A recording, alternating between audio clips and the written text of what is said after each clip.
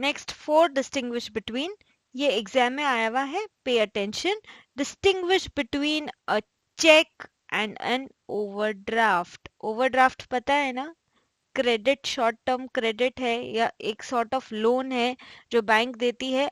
कब होता है ओवरड्राफ्ट? जब आपके अकाउंट में जितना पैसा है उससे ज्यादा आप विड्रॉ कर लेते हैं, तो लोन ही हो गया वो एक तरह का, और वो ओवरड्राफ्ट हो गया। चेक क्या है? अनकंडीशनल ऑर्डर है। किसको ऑर्डर दिया? बैंक को। क्या करने को ऑर्डर दिया? To pay a certain sum of amount. किसने ऑर्डर दिया? कस्टमर ने ऑर्डर दिया। सो चेक और ओवरड्राफ्ट में डिफरेंस स्टार्ट करते हैं। Cheque is unconditional order. Unconditional order है, it is unconditional order to the bank to pay certain sum of money on demand. तो बैंक पे ऑर्डर है to pay a certain sum of money, जो भी cheque जाके present करेगा उसको वो certain sum of money payment करना पड़ेगा ऑन डिमांड। ओवरड्राफ्ट क्या है?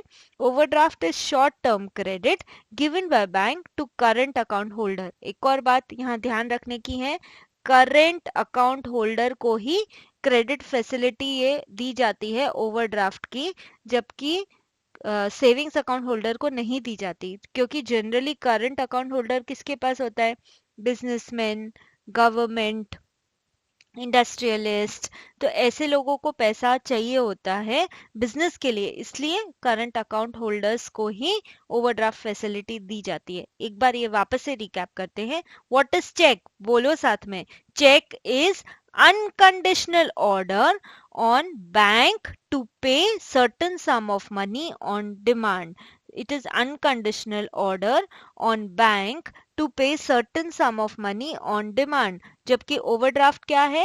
Overdraft is short term credit given by bank to current account holder. Okay, now point number 2, cheque facility is given to saving and current account holders. दोनों saving और current account holders को cheque तो दिया ही जाता है, chequebook देखी होगी सबने।